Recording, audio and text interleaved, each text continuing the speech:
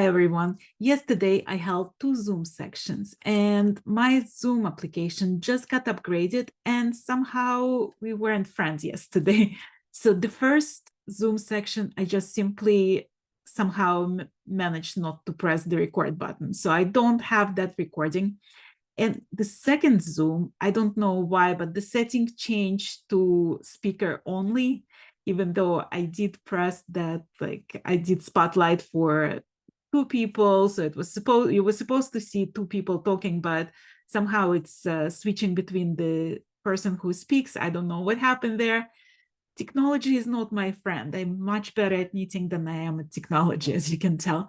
So just listen to that. It's a little annoying to watch because it switches between the people talking, but I hope you still enjoyed this recording. Welcome. I have to start this meeting with apology for my previous meeting, because after it was all done and we had, like, there's a couple people from the previous meeting, which I'm very happy to see you guys back, because I forgot to record the previous meeting. I was done, and then I was like looking at my computer and I was like, what just happened? Because it was such a brilliant Zoom and there was so many really useful tips and tricks, and we had a couple very special guests. So I was totally heartbroken that it wasn't recorded. So we're gonna go over a lot of things again, I guess. So thank you for all of you who coming back. Thank you for all of new people who joining. Hopefully it's gonna be repeating some of the information we talked about in the previous Zoom. I know that this meeting is recorded, so from now on, you have to hold me responsible. And every time we start the Zoom, you have to ask me in the chat, are you recording this? Just in case, because apparently that did not happen in the earlier. So welcome everyone. It's so great to have you here. In today's Zoom, we're gonna talk a little bit about the second clue, but we're also gonna touch on the first clue, because I think we do have some people from New Zealand and Australia here, and they weren't participating in the Zooms from the previous Zooms just because of the time difference. Talk about yours. So, wait, before you start talking about yours, I would like to introduce you to our audience. So this is my friend Anu, and she is the owner of my very favorite local yarn store called The Unruly Stitch, where there is no rules and everything goes. And she fosters this very creative and welcoming environment there. I'm there probably like at least once a week. This week I was there twice in one day, so it's like my happy place.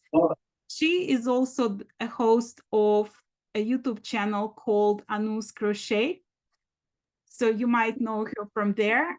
And she is doing her first brioche this time. So I was complaining to you about the brioche section, and I'll tell you why. Because I love brioche. Like, brioche is my happy place. I love complicated brioche. I like increases, decreases, and like all the jazz.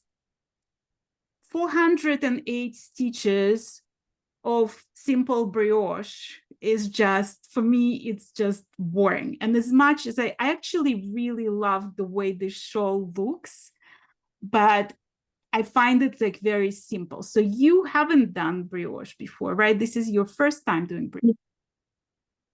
My first time ever, and I was actually waiting to do it with my beloved Stevie.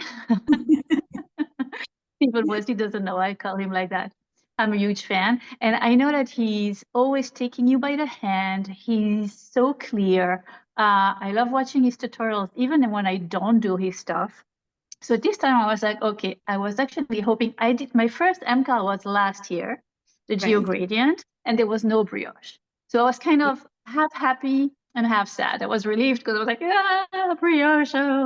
And then, so this year I was like, maybe this year we will do the brioche, and he did.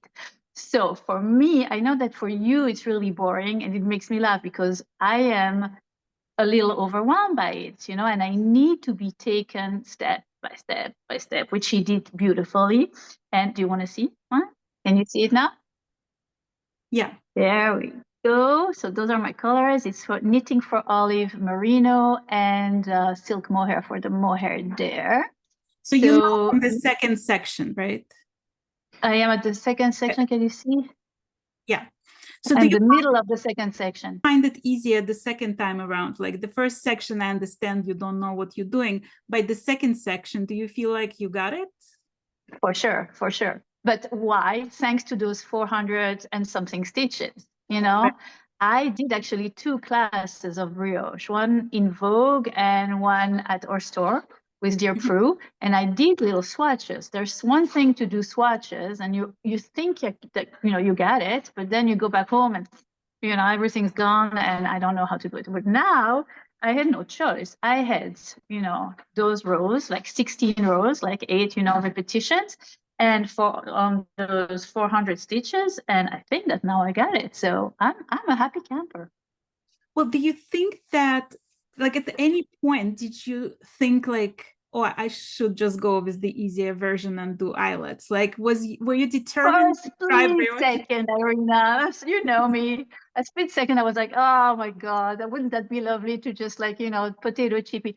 But I love the challenge, and that's why I love doing those MKALs, because I know that every time, second time, but all the times that I looked at it, people were challenged. And you always learn amazing things, and in such a lovely way, and it's such a lovely atmosphere. I mean, knowing that all the people around me are going through the same things, and it's a sense of community and all the creativity flowing all over the world. I love it. I love it. So yeah, no, I was up for it. Well, what do you think about, like, what makes you wanna participate in Stephen West MKAL? Because there are so many brilliant designers out there, and there are so many events, right? There is MKALs and CALs and crochet alongs, and you can do it all. Like, why choose Stephen? Why do you love him? I'm attached. When I watch YouTube, when I look at designs, I fall in love, yes, with the design, but I also fall in love with the person behind it and the creativity process and all that the person brings, the positivity that the person brings with him. And he does it for me. He's always so positive. He's an amazing teacher. The European in me just is attracted by the fact that he's in Amsterdam, his ballet background.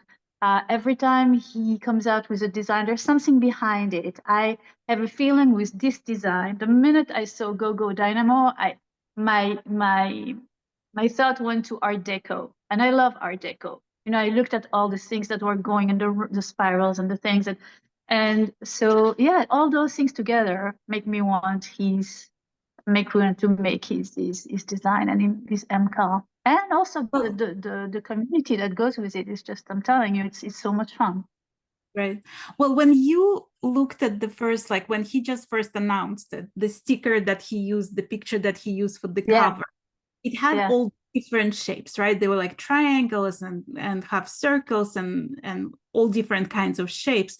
Do you think we're still gonna see some new shapes that we haven't seen yet? Because we do have like the circles of the bubbles, right?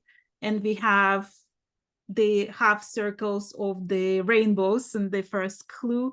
What do you think we're gonna see in the third and fourth clue? Do you think there's gonna be some new shapes from that sticker? I think that I mean, who knows with him, and that's what's fun, right? He keeps us on our toes. We never know. I think the basic are, stripes, triangle, and circles, but who knows? I really hope that the third clue closes those, turns those half circle into a whole. Wouldn't that be cool? Like to create a whole circle. Like really, okay, so we continue there and then what? I'm not looking forward to knitting 3 more. You hated those. You hated those. Oh, thank you, thank you, thank you. My husband got me a drink. Cheers. But yeah, those that I don't know. In my dream, in my wishes, I would love to see those half circle be kind of closed and having something that, I don't know, he will work his magic and do that. And I don't know what he's going to do on the other side, but if you guys don't know, Anu was one of the testers for my first design called Sweet Surrender. And for that design, she chose the rainbow version, the sunset version. So she used the gradient that went from like bright yellow to deep purples, basically. And she matched what was it, Suri alpaca, right, to that gradient in everything. So you did like the most artistic thing, this full of color, and then you go and you pick this very subtle, like very low contrast colors for your shawl. Like, tell me about the thought process of you choosing the yarn for your shawl. so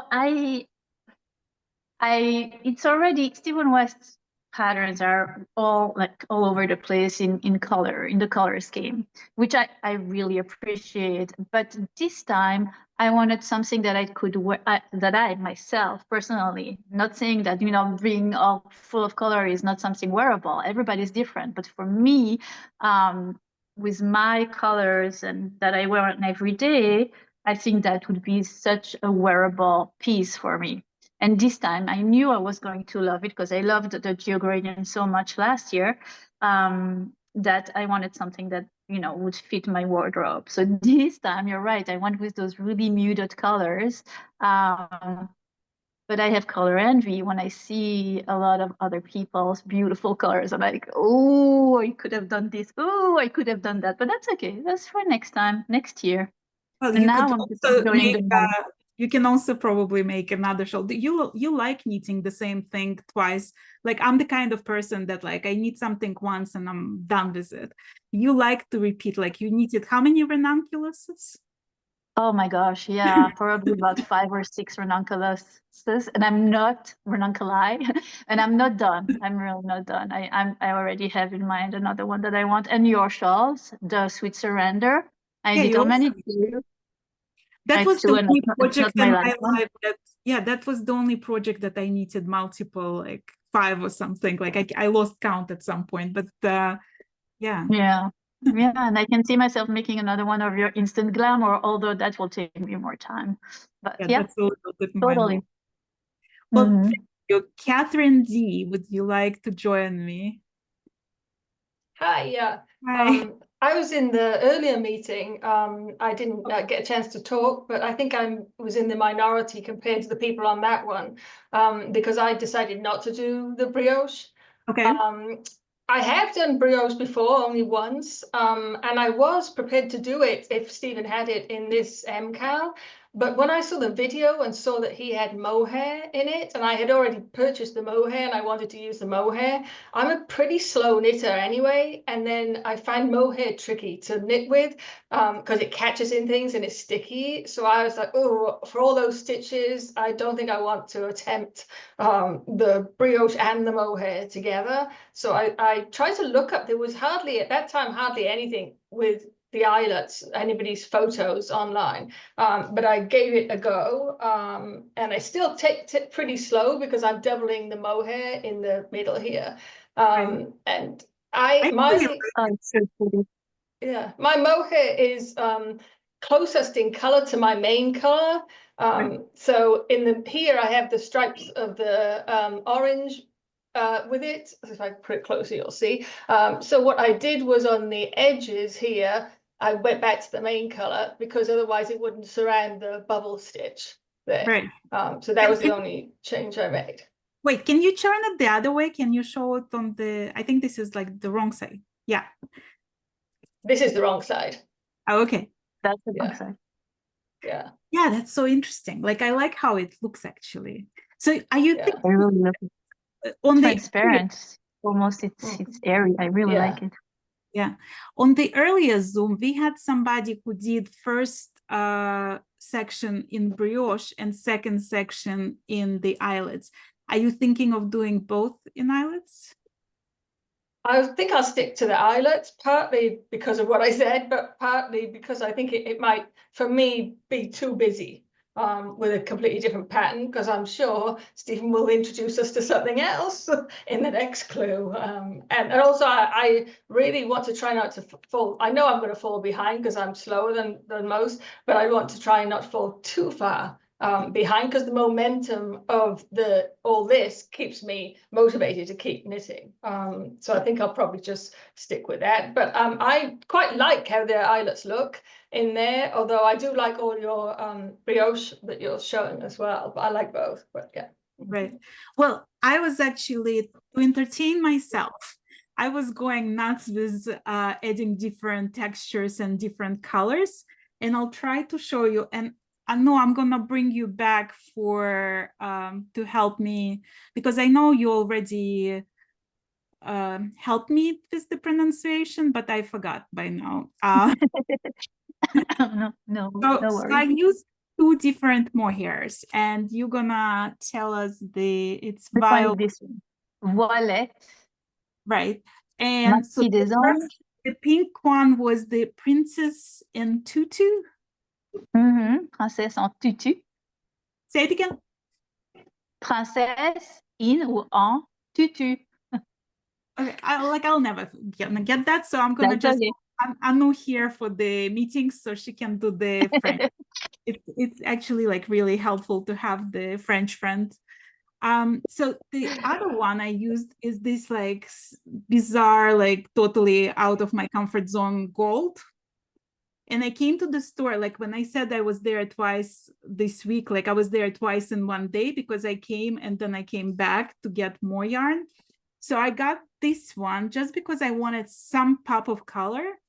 And that one calls Marquise d'Ange. Marquis des Anges. Well, I was not even close. Yeah. What she said. So here is mine. And between the 12th book and now, I did the third row of bubbles. And I decided to add, so like if you remember from the previous Zoom, I did not add the beads. I was thinking about, after somebody showed the beads on the first row of bubbles, I was like, oh, maybe I'm gonna go back, but then I felt lazy because it's like 400 stitches back and forth. So I decided I'm gonna do it on the second one, and I hope you guys can see those beads. So I went with green beads basically, and they're shaped as like teardrop. So the problem with the teardrop beads, when you put it on the hook, if you don't put it the right way, it sticks up like a little porcupine needle. And so it took me like a while. Like that row of adding beads took me about an hour. And I actually timed myself just for my curiosity on regular row. And the regular row takes me between 10 and 11 minutes. But that one was an hour. And I just did the third one without the beads again, because I figure like I'm hoping that Stephen is done with all the bubbles and we'll move to something else. And if it's 3 rows of bubbles, then it makes sense to have the beads on the second and not on the first and third. So that was my theory on that. You know, you should do a tutorial for teaching how to put beads. I would love for you to teach me how to put beads, simple on a stockinette, just how to. Sure. And also, like I did, so because I did this mohair, it's hard to see in this slide, but it sort of gives this like see-through look. It's like very light, right? And there's almost like very low difference between the pink and the gold on the front side, but then of course you really can see it on the back. And sort of was looking for that, like if you throw the shawl around, then it turns the other way. So you're gonna have this like difference in different colors and different textures. Catherine, do you wanna join us? Sure, and I apologize. I was expecting, I was hoping to have a little bit more done. I had to go to a funeral this afternoon, and for a really amazing person that died too young. And it was a little bit longer, okay, an hour and a half longer than I thought it was going to be. So, and then I came home and I started knitting the row after what I was knitting when we were on the first Zoom, and I have a mistake somehow. It looks like I've got 2 crosses in a row and I can't find my rib. So I am tinking back the row I did, and I think mistake came when I picked up my stuff after the Zoom and transferred to the couch. At least Okay. that's my story, and I'm sticking So to it. what part of the where did you have that mistake, in the brioche? Yeah, in the brioche, it was row 4, and I made the mistake with the main color, and I didn't see it until I was going through with the contrast color, and I didn't have.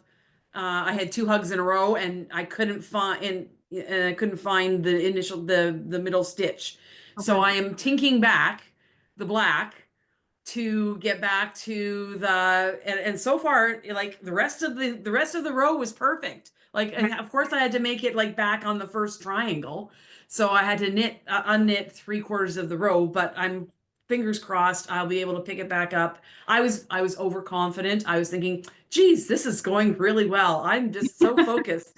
It's always like that. And yeah, and I kind of I thought this morning I had said I was probably going to pair the purple with this raspberry. This is looking really pink on screen, which is funny because I think this morning it was looking really red. Right. With the purple from Punk Rock Unicorn that I'm using now, except that as soon as the thing was over and I was sitting down, I thought, the front is going to be mostly black, although right now there's quite a bit of purple showing through, but the backside is a lot more purple. Right. Why don't I reverse the colors in the second row so that, on the first set you see mostly the black, but on the second set you see mostly that gorgeous purple. Right. So I'm going to weigh my 50-gram skein to see how much I'm using. But if I'm using 10 or 12 grams, I'll still have a whole ball of mohair of Stephen's weight left to do more fun things with in the 3rd and 4th clues. And Can I that just way give you a I'll have, little unasked for advice? I would try to swatch that. And the only reason I'm telling you that, because the main color that you use here in the brioche section is thicker. right? So on the front, you actually see the thicker columns. Okay.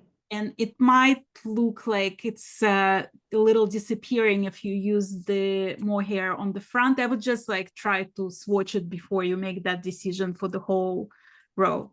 For the whole row? Like, yeah, it'll be easier. Yeah, I'll have a better idea once this whole thing is done as well, because which side do I want to have visible and how do I want to work it back into the stripes? Because of course the stripes have to be black to be with the bubbles, right?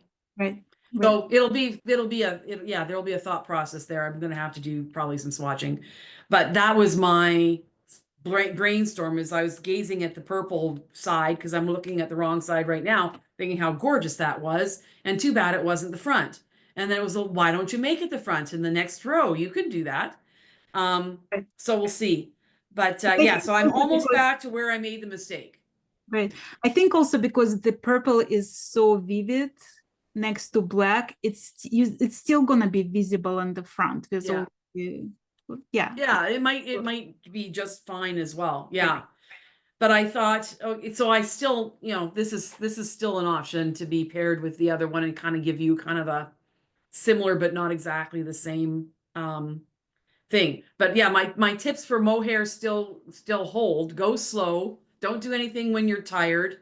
And now I'm going to add in, be very, very careful when you move from one spot to the other. Try and do it at the end of a row.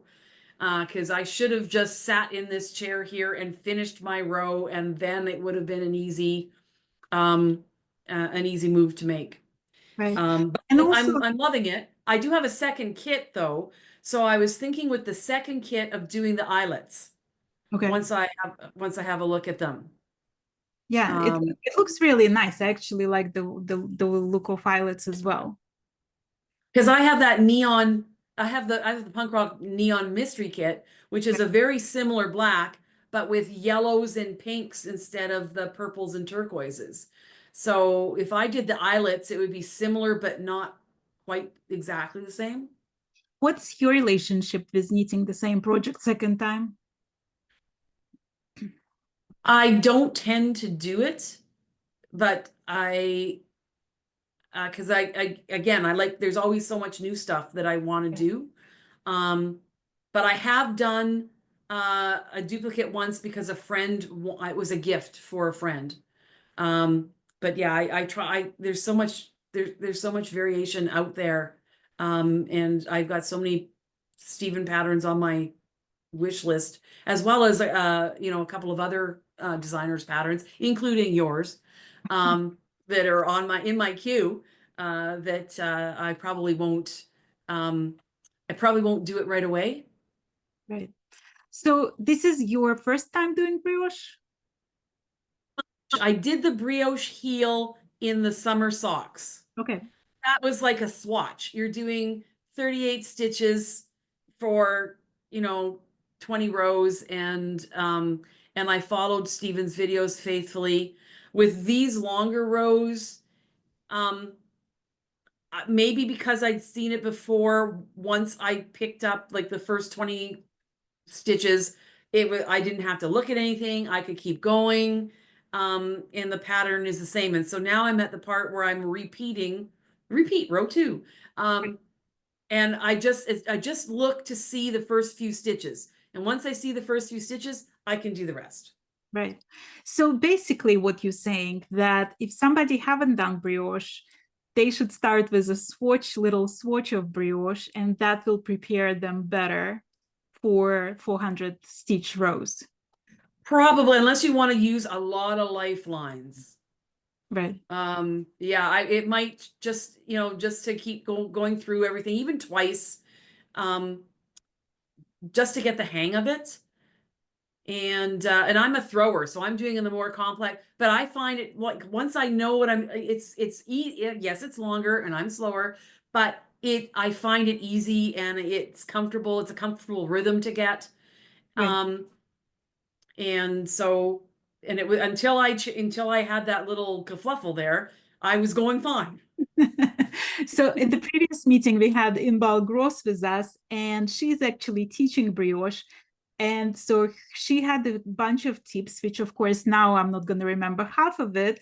But basically, her main tip was to try to learn to read your knitting, because brioche is sort of like a love affair, right? Like each stitch wants to have a pair. So it's either has a hug on top of it, or it's knitted together with this hug. So if you think about that in loving terms of brioche love, right?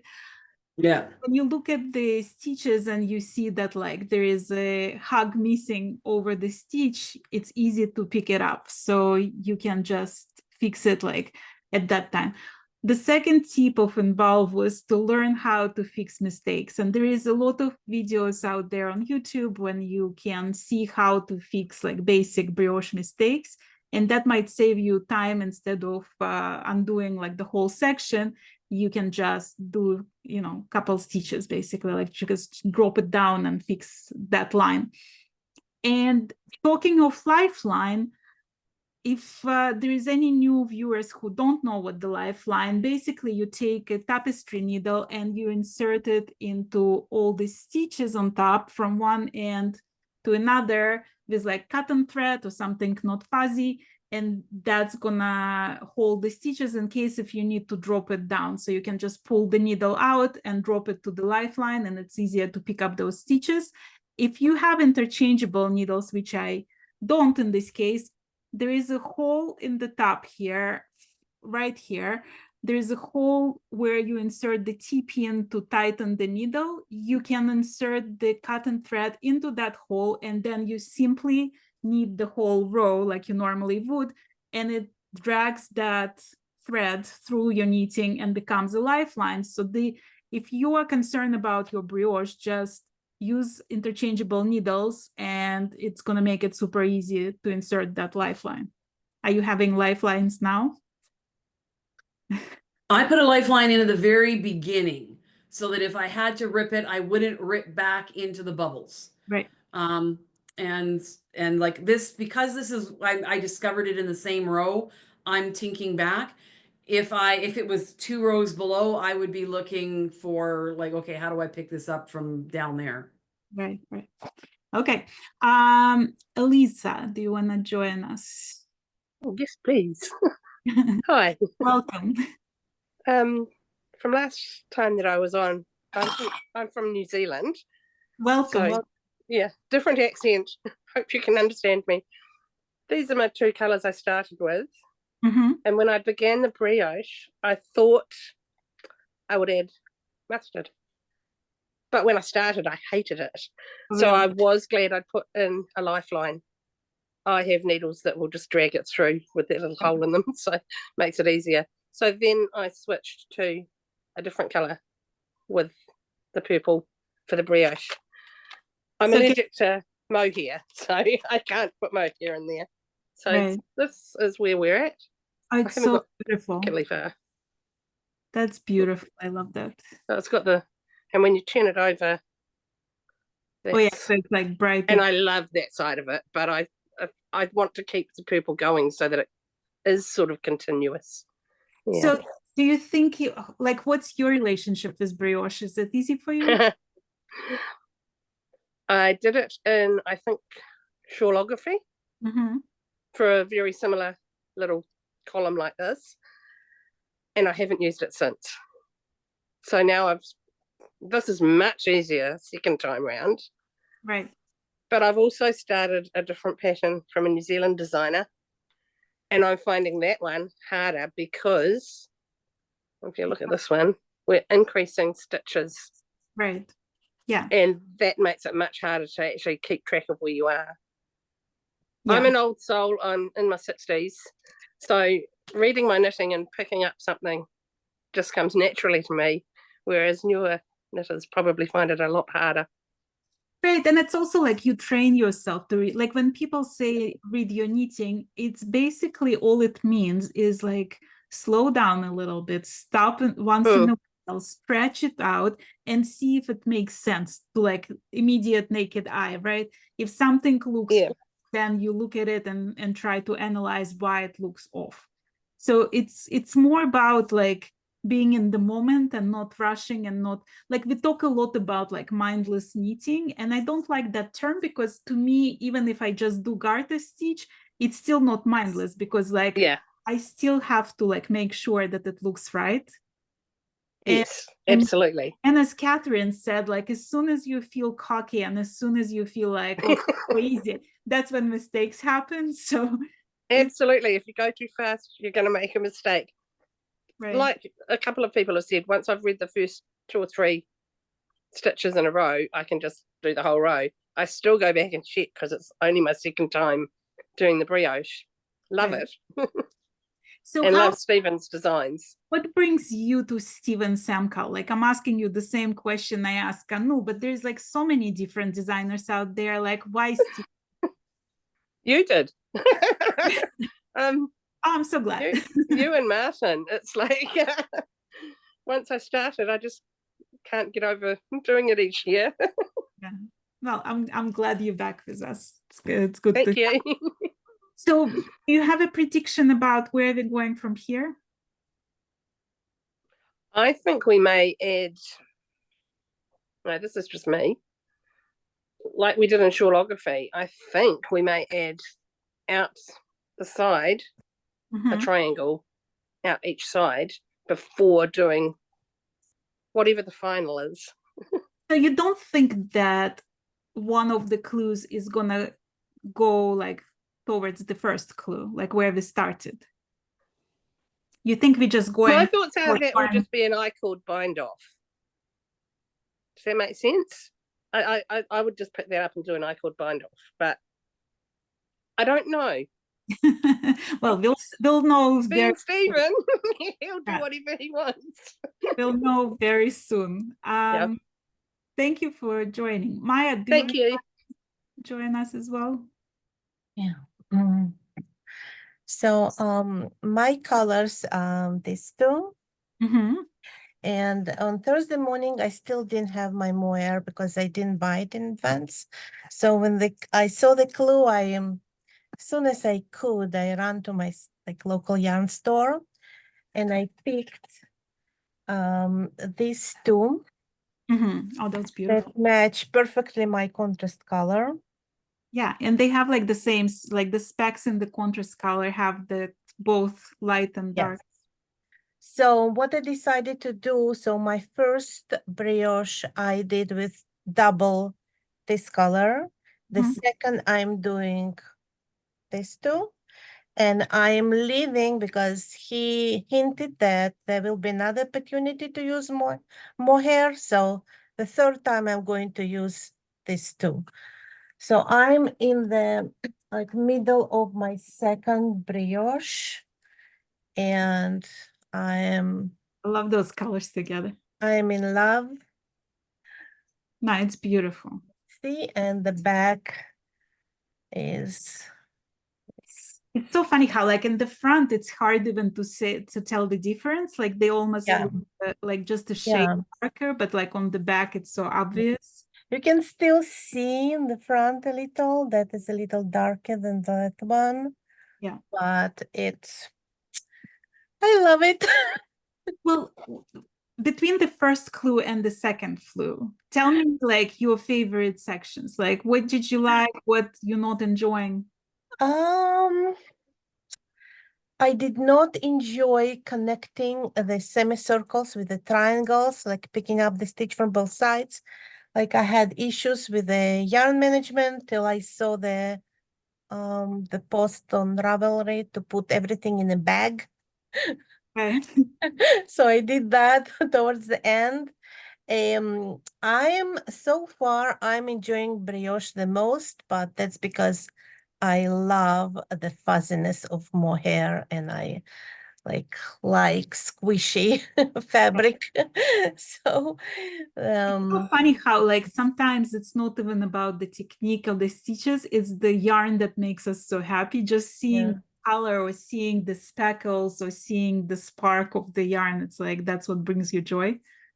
Yeah, I love my colors. I am so happy with my choices, so I'm like really enjoying the process. Great.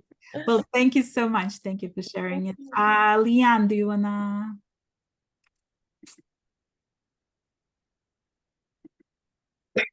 Hello. Hi. How are you? I'm good. How are you? Good, thank you. This is my progress so far. This is my first time doing brioche. How did you find it? I loved it. Loved it. I wish I hadn't tried to learn using a single strand of mohair. But I managed. There's two little design features in it that I've found that I'm going to have to just run a little stitch through them, because I found it was easy. I must have dropped the single strand of mohair when I thought I'd knit it, and it just dropped down. Right. And I can't. Sometimes I can pick them up, but I couldn't pick these up. So yeah, I'm really happy with it. Is that where the marker is holding that runaway stitch? Yeah. I've got to go and fix it. Right. Yeah. So are you gonna do the second section of brioche the same exact way, or do you think you're gonna change something? I'm going to, I think I've decided this morning that's the mohair. Oh, that's. And I'm going to hold it double this time, so that it sort of gives that effect where it'll be like lighter there, and the next time it'll go up to a little bit darker. Yeah. So, but it's just such a fun knit. I love it. Well, what's your relationship with Stephen West? Did you knit a lot of his shawls before that? The MKAL last year, Geo Gradient, was my first one that I did, and I've knitted all my life, but I had so many problems with that for all sorts of different reasons. I was using singles, which I think was splitting on me. The cable that I was using was the new Chalgu twist ones, or the swivels rather, and that was catching. Yes, I had heaps of problems, but I've just finished it before I started this one because I just put it aside. And now it's finished, I kind of like it. And in the meantime, during the year, I've knit 3 others of his shawls. Well, and if I've you loved had to them. choose like a shape of the shawl, what's your favorite? Like, what would be your ideal shape? Oh, probably that crescent sort of shape, I think. Yeah. So do you think we're gonna get there with this one? I don't know. I don't know if he's going to go back to the start where we started here Mhm. and add on to there. Is that the right side? That's the right side. Yeah. Add back onto there, or I don't know, because it seems like a big stretched out loop there. So I don't know if he's going to make that smaller or. Are you a fan of picking up stitches? I say that I'm not, but when I do it, I love it. Well, out of this shawl, do you have any favorite technique that like you learned or that you didn't like use much before? Oh, brioche is my new favorite. Yeah. I love it so much. And I'm so happy that I was able to do it. I thought I'd be having all sorts of trouble, but it wasn't too bad, really. Just had to lock myself in a room and don't get distracted. Fine, because today I went on the Facebook group and somebody posted there that she was heartbroken because brioche wouldn't happen because she just couldn't do it. And I'm like, always when I hear something like that, I'm always curious, like what makes it so like impossible, right? Because like I remember my first time with brioche, it was actually like I decided like at that time I only knitted for like 6 months or so, and I decided to make the most complicated brioche scarf for a friend of mine. So not only was it difficult, it was every increase and decrease on the planet, but it was also like on the time crunch because I had to finish it in time for Oh, yeah. Yeah. And it took me 18 times of completely like frogging the whole thing. Like, and I would knit like at first it would be like frogging couple rows, and then it would be frogging like half of the scarf, you know. But like on the times it finally clicked, and like I realized how I can fix my mistakes, and I finished it, right? But since then, like now looking back, at that point I was just such a new knitter that like it didn't even occur to me to go to YouTube and look at videos of how to fix brioche mistakes, right? Like, so. Well, I had never thought of that till you just said it just before, to go and look for how to fix a mistake on YouTube.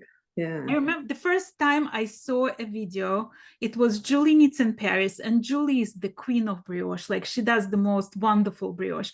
And she had this reel on Instagram where she took this like really complicated brioche with like increases, decreases, and everything. And she just like went boom, boom, boom, boom, boom, and undid like 10 rows. And then she fixed it. And I was there totally mesmerized. And I didn't even know that, like, to me, it was black magic, right? But there are a lot of videos that actually show you the process. And once you understand like what it's supposed to look like, and that there is like a stitch with a shawl or a hug on it, and then there is a single stitch, like once it's like registers, it's easy to fix it. Yeah. So just look it up, and it's gonna help with all possible mistakes. Like it's amazing how much stuff you learn. Like even doing the brioche, so I learned how to do brioche, but I'd never used the timestamps before, and I just thought, oh, I won't be able to do that. I don't know what they are. I'm an expert in timestamps now because I have to keep going back. But yeah, there was another lady on Facebook that she couldn't do the brioche and she gave up. Yeah. And I was talking to her, and I remembered when I was having all the trouble with geogradient, I stopped counting at 22 times that I restarted that center square. Like you just have to keep going and keep going and keep going and try to relax. The more stressed you get, the worse it is, I think. Yeah, I think you're right. I think it's just like understanding that it's only knitting, right? And like worst case scenario, you'll undo a few rows. And one of my favorite people that I quote all the time, I interviewed Suzanne Bryan, and Suzanne is a handmaster knitter from the Knitting Guild, and she has her own huge YouTube channel. And she said, well, think about it this way. Like if you go to a movie and you buy a ticket and popcorn, it's going to be $30 and you'll never see this money again. And if you buy a skein of yarn, you can knit for hours. And if you make mistake, you frog it and you knit for hours more. So it's like so much entertainment. And then at the end, you have your scarf. So it's like much better. That's true. Yeah. Oh. And I find, because I'm a nurse, like I've got to keep telling myself with knitting, it's not life and death here. It's just knitting. That's all. If you make a mistake, no, it doesn't matter. Just pull it out. And then you get to use your yarn again. Right. And it's also like there are certain techniques in knitting that have this horrible reputation, and people just hearing the word run away screaming. Whereas in reality, it's really not that bad, right? So brioche is one of them. Like Anu is a perfect example of that because she can knit like very complicated. She's a designer. She can knit. I'm just gonna add her here for a little spotlight. So she can knit, like the girl can knit. She is not intimidated by anything, but she was staying away from brioche for quite a while, right? And the same thing, like I took a class recently, like for me it was sticking. Like I always wanted to do sticking. I always wanted to have like a proper Fair Isle sweater, right? But the idea of like cutting into my knitting absolutely terrified me. And then we had a class with Dia Prue, who is an Australian designer actually. And if you guys can, if you are in Australia and you can get a class with her in Australia, like highly recommend, because she's like really fun and entertaining. Who was that? Dia Prue. Oh yeah. So she was she came for Vogue Knitting last year, and we dragged her to Unruly Stitch, and she was teaching us a couple classes, brioche being one of them and sticking was the second one. So I did this little swatch and then we cut it, and it was like, well, it's not a big deal. But between that and cutting the actual sweater, let me tell you, like I think I lost 5 pounds by those with just that one cut. But then at the end of this sweater, so the sweater that I was sticking, it was Jennifer Bill's design that just like recently came out, and it had 4 sticks, not 1, not 2, not 3, 4, right? So by the 4th stick, like I can teach a class on sticking now, no problem. Like I'm a pro, like, I understand ins and outs. I know how to make those stitches like super secure. So it's like if you do one project, at the end of it, if you really understand it, like at the end of it, you can be the teacher, you can be the designer. I know. So brioche and sticking are my 2 things that have always really scared me. But intarsia. Brioche is not that bad. I've tried to do a bit of intarsia, but making dog jumpers, but it didn't really work out that well. But I know what the problems were, I think. So, did but it work for the sticking, dogs? pardon? Did it not work for you or for the dogs? Oh no, it didn't work for me. It wasn't. I'm sure they still loved it, right? The dog liked it, and she looked very cute in it. Until my daughter washed it and she shrunk it. So felted it. If you want anything felted, give it to her. She's really good at it. Yeah, it's my son actually, every time he comes, he lives in New York now, and he likes when I make him beanies. So when he comes back visiting us, he'll bring all his beanies and he's gonna be like, okay, I didn't wash them, but you know what to do, right? So I'm responsible for not felting his beanies. Oh yeah. Well, thank you. Anu, are you almost done with that second clue? I'm actually not knitting on my brioche right now because I could not for the life of me concentrate on you guys and on the brioche at the same time. That would be, and I don't have any lifeline. I don't know why. I'm living dangerously. I don't do lifeline. I made one mistake actually. I could relate to that little, but it wasn't actually in the brioche. It was, where is it? And I also put a little stitch marker. Anyway, right here. So you were talking about earlier, it's in the unraveling of those bubbles. We were talking about getting cocky. Here we go. I was enjoying the unraveling so much. I was like, oh my God, what are they talking about? It's so much fun. It's so easy. I felt like a sense of relief. You know, you're always really scared that you're going to unravel something, and you're like, no, I lost one stitch. And there, you do it on purpose, and you're in control. I was like, unraveling and unraveling. And of course, I messed up. So I didn't even realize it until I was, you know, further in the just the knit rows, the 4 rows that you have to knit, and all of a sudden I was like, I lost it. It's okay. Are you gonna I'll just figure sew it out. it? There's no way I'm unraveling, huh? Yeah, just sew it in place. Just take the same yarn, put like a tapestry needle, and just catch it and do like Absolutely. there. Irina, that's my plan. I didn't even think the thought of unraveling didn't even cross my mind. That would be too much. That would be too rule abiding for the unruly stitch. Yep. So Nope. if you guys want to check Anu's channel, it's Anu's Crochet. So give her, you know what to do, right? You hit that subscribe button and you hit that notification bell for all her future videos. And Thank you. I think I'm like 16 or 15 people away from 15,000.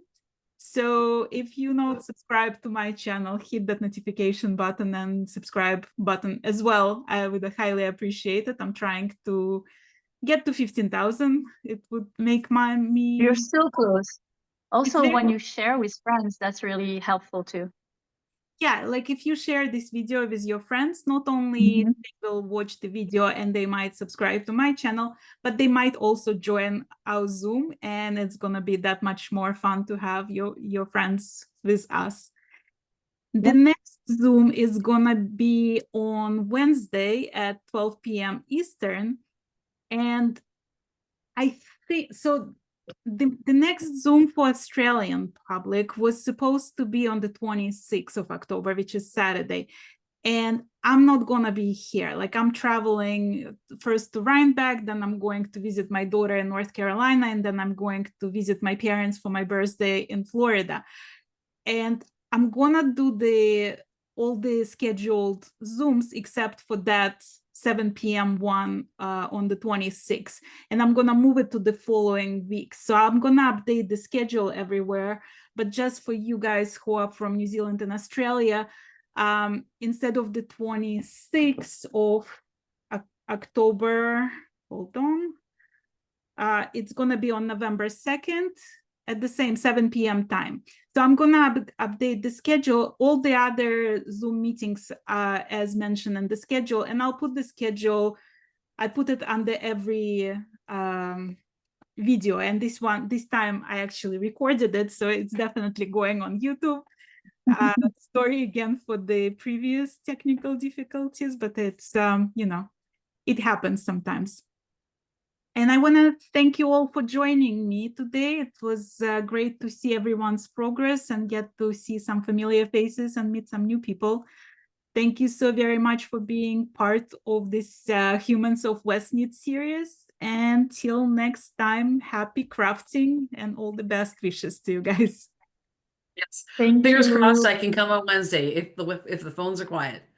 Yeah, the Wednesday, actually, we're going to have a very special secret guest that I still didn't tell Martin about. So, and Martin is supposed to rejoin us as well. So I hope you can make it. And if not, watch it in replay, because you're going to know this lady. And she has done so many Stephen West projects. It's going to be interesting to hear her opinion on this one. Looking forward to it. Sounds like a Thank you. Thank you, everyone. Thank you. Bye.